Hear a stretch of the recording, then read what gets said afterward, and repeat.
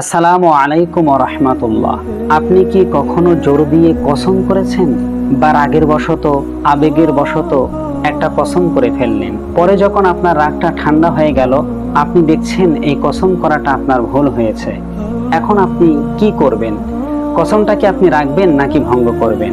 এ সম্পর্কে ইসলাম কি বলে সেটাই আজকে আমরা ভিডিওর মধ্যে তুলে ধরব। তো চলুন ভিডিওটি আমরা শুরু করি। তো সবার প্রথমে আগে আমরা এটা জানি, কসম রাখা না রাখা এটা তো পরের কথা, কিন্তু কসম করার সময়ই আমরা কিছু ভুল করে থাকি এবং এই ভুলটা এত মারাত্মক যেটা শিরকের পর্যায় পর্যন্ত পৌঁছে যায়।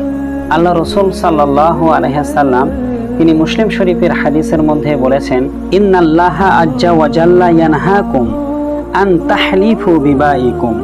নবীজি বলছেন, আল্লাহ তাআলা তোমাদের বাপ দাদাদের নামে কসম করতে নিষেধ করেছেন। তাহলে অনেক সময় আমরা কসম করার সময় কি ভুল করে থাকি, যে আমি আমার মায়ের কসম করে বলছি, আমি আমার পিতার কসম করে বলছি, আমি তোমার মাথা ছুঁয়ে বলছি বা তোমার কসম করে বলছি ইত্যাদি কথা আমরা বলে থাকি। এইসব কসম কিন্তু করা যাবে না, সুস্পষ্ট মুসলিম শরীফের এই হাদিস দ্বারা তা প্রমাণিত। এইরূপ কসম যদি কেউ করে থাকে তাহলে সেটা শিরকের অন্তর্ভুক্ত হয়ে যাবে। কসম শুধুমাত্র করা যায় আল্লাহর নামে, আল্লাহর নাম ছাড়া আর কারোর নামেই কসম করা যায় না। আর বাপ দাদাদের নামে কসম করার রেওয়াজটা ছিল কুরাইশদের মধ্যে। কুরাইশরা যখন কসম করত তারা বাপ দাদাদের নামেই কসম করত, কিন্তু যদি কসম করতেই হয় শুধুমাত্র আল্লাহর নামে করতে হবে, আল্লাহ ব্যতীত কারোর নামে করা যাবে না। এখন আসি রাগের বশত যেসব কসম আমরা করে ফেলেছি, এখন বুঝতেছি এই কসমের কারণে আমার অনেক ক্ষতি হওয়ার আশঙ্কা রয়েছে। এমতো অবস্থায় আমি আপনি কি করতে পারি?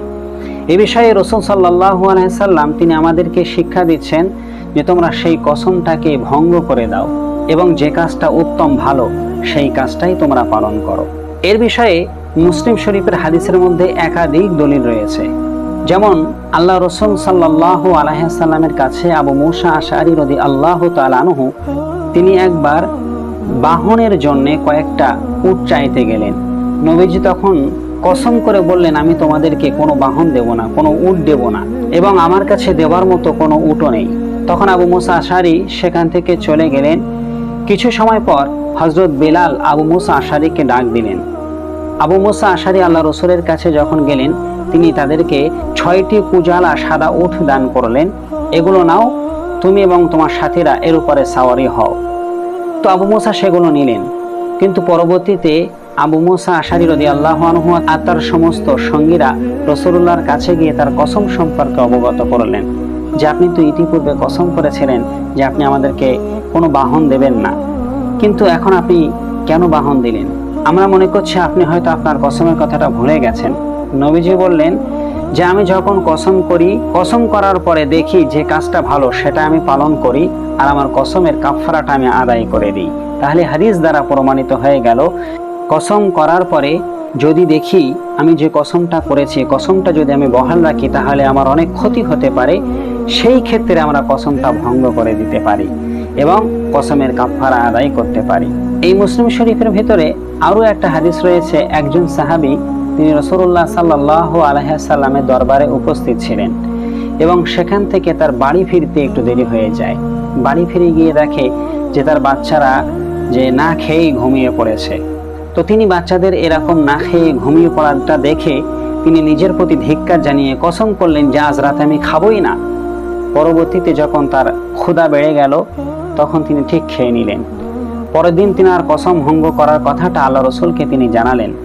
নবীজি বললেন যে তুমি ঠিকই করেছো, তুমি যখন কসম করবে, যখন দেখবে যে এটা উত্তম কাজ তখন তুমি কসম ভঙ্গ করে দেবে আর সেই উত্তম কাজটাই তুমি করবে আর কসমের জন্য তুমি কাফফারা আদায় করে দেবে। তাহলে এই সব হাদিস থেকে বোঝা যায় যে আমরা যারা রাগের বশত আবেগের বশীভূত হয়ে অনেক সময় যেসব কসম করে থাকি, যে কসমগুলো বহাল রাখতে গেলে আমাদের অনেক ক্ষতির আশঙ্কা হওয়ার সম্ভাবনা থাকে, আমরা সেই সব কসমগুলো ভঙ্গ করে দিয়ে তার কাফফারাটা আদায় করতে পারি। এখন প্রশ্ন হলো, কসমের কাফফারা আমরা কি দিয়ে আদায় করব? কসমের কাফফারা হলো যে আপনি 10 জন মিসকিনকে এক বেলা পেট ভরে খাইয়ে দেবেন, অথবা 10 জন মিসকিনকে আপনি কাপড় দান করবেন। তবে কাপড়ের পরিমাণ এমন হতে হবে যে কাপড় পরিধান করে সে যেন নামাজ আদায় করতে পারে। যদি এগুলো করতে আপনি অপারগ হয়ে যান, তাহলে আপনি পরস্পর 3টি রোজা পালন করবেন। এই কাজগুলো যদি আপনি করতে পারেন, আপনার কসমের কাফফারা আদায় হয়ে যাবে। তাহলে আমরা যারা অনেক সময় আবেগে পড়ে অথবা রাগের কারণে যেসব কসমগুলো করে ফেলেছি, আর যেসব কসম করার কারণে আজকে আমরা তিলে তিলে শেষ হয়ে যাচ্ছি, তারা কিন্তু এই সব কাফফারাগুলো আদায় করে আমাদের কসম ভঙ্গ করতে পারি। আর এই ভিডিওটি আপনাদের কাছে কেমন লাগলো অবশ্যই কমেন্ট করে একটু জানাবেন। যদি উপকার হয়ে থাকে অবশ্যই ভিডিওতে একটি লাইক দেবেন আর অন্যদের কাছে একটু শেয়ার করে দেন, যাতে করে আপনার মতো করে অন্যরাও এই বিষয়টা শিখতে পারে এবং মানতে পারে। আর চ্যানেলটি সাবস্ক্রাইব করে রাখুন প্রতিনিয়ত এমন নতুন নতুন ভিডিও পাওয়ার জন্য। ইনশাআল্লাহ আগামীতে আপনাদের সাথে আবার দেখা হবে। আল্লাহ হাফেজ।